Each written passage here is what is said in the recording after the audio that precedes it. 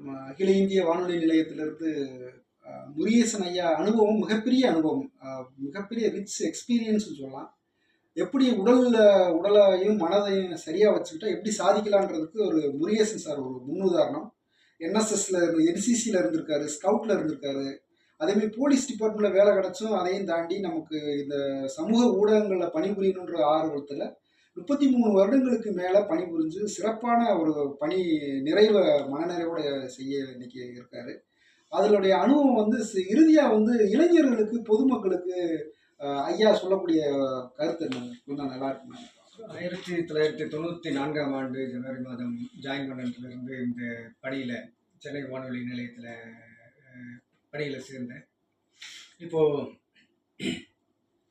33 வருடங்கள் ஆகுது. இந்த 33 வருடங்களில் நான் அதிகமாக பணிபுரிஞ்சது வேளாண்மை, அது சார்ந்த தொழில்கள், ஃபார்ம் அண்ட் ஹோம் அப்படின்ட்டு சொல்லுவோம், விவசாய நிகழ்ச்சிகள். அந்த நிகழ்ச்சிகள் தான் அதிகமான வருடங்கள் வந்து கிட்டத்தட்ட ஒரு 16-20 வருடங்களுக்கு பக்கமாக அந்த விவசாய நிகழ்ச்சியோட அதிலே இருந்து அதில் வந்து பணிபுரிஞ்ச அனுபவம் உண்டு.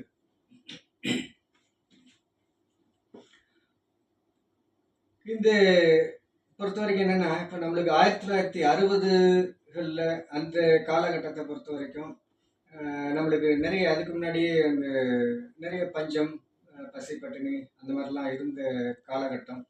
அந்த சமயத்தில் தான் அந்த PL 480 அதன் மூலமாக நம்மளுக்கு அமெரிக்காவில் இருந்து உணவு தானியங்கள்லாம் வந்தால் தான் நம்மளுக்கு வந்து இங்கே வந்து வயிறார நம்ம சாப்பிட முடியும் அப்படிங்கிற ஒரு சூழ்நிலை இருந்தது.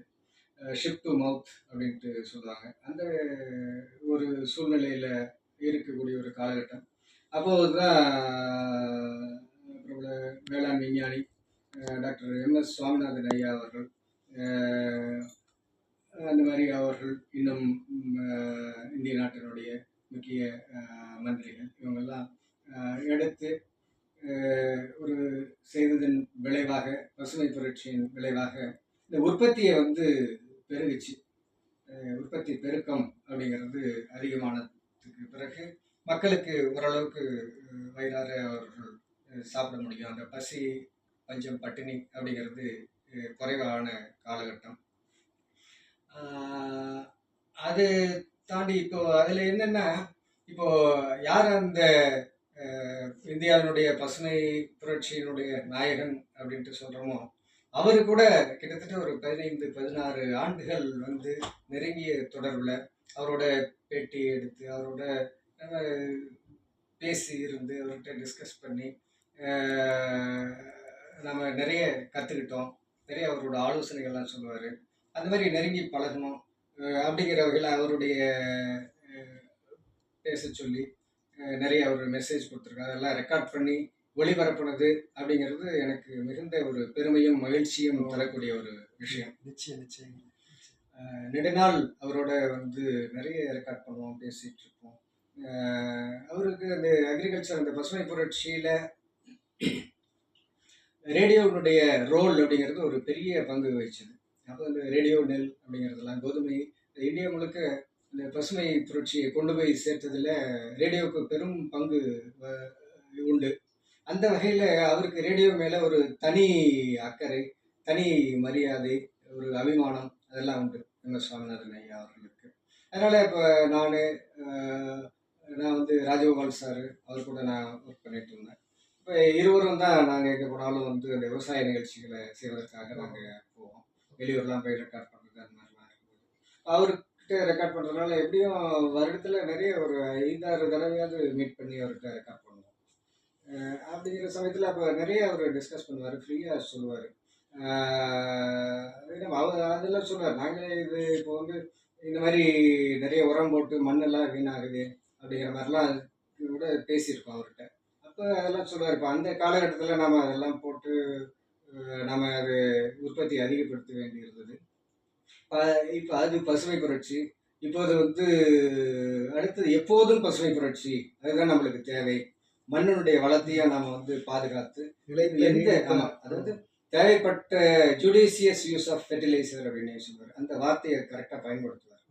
அந்த ஃபெர்டிலைசர் அப்படிங்கிறது கரெக்டாக யூஸ் பண்ணணும். அதிகமான அளவில் வந்து ஒரு விவசாயிகள் ஏதோ ஒரு காரணத்தினால அதை பயன்படுத்துனதுனால தான் அந்த மண் வளம் இதுவாச்சு ஒழிய, மற்றபடி அதை கரெக்டாக எங்கே தேவையோ அங்கே யூஸ் பண்ணால் போதும் அப்படிம்பாரு.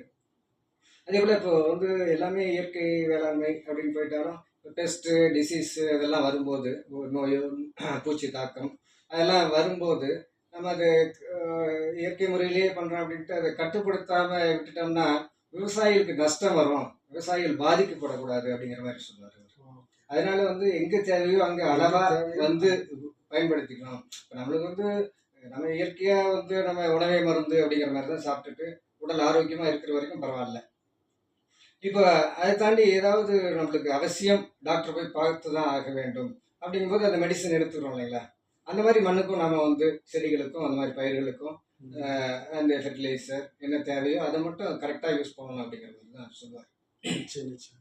அதனால் அதுக்கு பிறகு எப்போதும் பசுமை புரட்சி தான், அது sustainable development, sustainable green revolution அப்படிங்கிற மாதிரி தான் அவர் சொல்லிட்டு இருந்தார். சரி சரி. அதனால் முக்கியமாக வந்து இப்போ அதுக்கு பிறகுமே நாங்கள் வந்து அதுதான் வலியுறுத்தி பண்ணுவோம். பண்ணையும் பசுமையும் அப்படிங்கிற மாதிரி நிகழ்ச்சிகள் நிறைய அது ஓரியன்டாக தான் நிகழ்ச்சிகள்லாம் பண்ணிகிட்டு இருந்தோம். அதில் நிறைய விவசாயிகளுக்கான அந்த தொழில்நுட்பங்களை மெயினாக சொன்னோம். அதோட என்னென்ன ஸ்கீம்ஸ், என்னென்ன திட்டங்கள், அரசு திட்டங்கள் இருக்குது அப்படிங்கிறது தான் மெயினாக அதில் சொல்லிட்டு இருந்தோம். இதெல்லாம் இருக்குது அப்படின்ட்டு. இப்போ தொழில்நுட்பங்களை பொறுத்த வரைக்கும் நிறைய உற்பத்தி செய்வதற்கான தொழில்நுட்பங்கள் நிறைய வந்துடுது. எவ்வளோ வேணாலும் உற்பத்தி பண்ணலாம். இப்போ அடுக்கு மாடியில், மாடி கட்டடங்களில் இந்த மாதிரி வெர்டிகல் ஃபார்மிங்லாம் கூட பண்ணி நம்ம உற்பத்தி பண்ணலாம். மைக்ரோ கிளைமேட் அந்த மாதிரியான ஒரு என்விரான்மெண்ட்டில் கூட நிறைய தேவையானதை வந்து உற்பத்தி பண்ண முடியும். அப்படிங்கிற அந்த கெப்பாசிட்டி, அந்த டெக்னாலஜிலாம் இப்போ வந்து ரொம்ப அட்வான்ஸ்டாக வந்துருச்சு.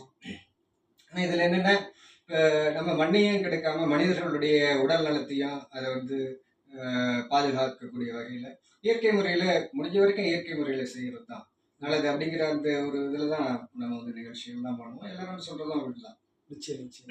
எப்போ தேவையோ அப்போ மட்டும் நம்ம வந்து பயன்படுத்திக்கலாம் அப்படிங்கிறது தான் சொல்லுவோம். அதனால் இப்போது அந்த டெக்னாலஜி ஆகட்டும், ஸ்கீம் ஆகட்டும் நிறைய எக்கச்சக்கமாக வர ஆரம்பிச்சிருச்சு. இப்போது மொபைல் ஃபோன்லேயே டிஜிட்டல் ஃபார்மில் எது கேட்டாலும் கிடைக்கக்கூடிய அளவில் நம்மளுக்கு டெக்னாலஜிலாம் வர ஆரம்பிச்சிருச்சு. நிறைய மல்டிமீடியா இருக்குது, அதுலேயும் எல்லாருமே சொல்லிட்டு இருக்காங்க. அதனால் ஏதாவது செய்யணும் அப்படின்ட்டு நம்ம ஒரு இளைஞரோ, ஒரு கிராமத்தில் இருக்கிற பெண்களோ, இளைஞர்களோ அவர்கள் இதை முயற்சி செய்து நம்ம இந்த மாதிரி செய்யணும் அப்படின்னா அதற்கான தொழில்நுட்பங்கள், அரசு திட்டங்கள் இதெல்லாம் அபரிமிதமாக கிடைக்குது. அது ஒன்று இளைஞர்களுக்கோ, விவசாயிகளுக்கோ, ரூரலில் இருக்கக்கூடியவங்களுக்கும் அந்த ஒரு மனசு தான் வேணும். இது செய்யணும்னா வாய்ப்புகள் நிறைய இருக்குது. ஆரம்பிச்சா நிறைய நிச்சயமாக நிறைய மாற்றங்கள் உருவாகணுன்ற மாதிரி. ஆமாம், நம்மளுக்கு கையில் என்னென்ன வேணுமோ எல்லாம் அவைலபிளாக இருக்குது, தேவையாக இருக்குது. மனசு மட்டும்தான் வேணும். நிச்சயம்.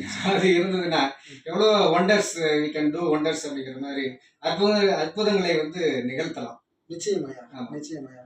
இப்போ மகாத்மா காந்தியோடைய கருத்து மை லைஃப் இஸ் மை மெசேஜ்ன்னு சொன்ன மாதிரி முருகேசன் ஐயாவுடைய பணி அனுபவத்தை வச்சு ஒரு மெசேஜாக சொல்கிறதாக போது இயற்கையான விவசாயம் வந்து ரொம்ப சிறந்தது, அது உரங்கள் தேவையான அளவு பயன்படுத்தணும், இளைஞர்கள் வந்து அதிகமாக அந்த விழிப்புணர்வு இதெல்லாம் பெறணும்ன்ற விஷயம் வானொலியில் நிறையா விஷயங்கள் சொல்லியிருப்பீங்க. இன்றைய நாளும் அதை வலியுறுத்துறீங்க.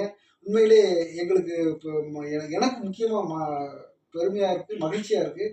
இன்றைய நாளில் எனக்கு என்னுடைய மனமார்ந்த வாழ்த்துக்களையும் மகிழ்ச்சியையும் தெரிவிச்சுக்கிறேங்க.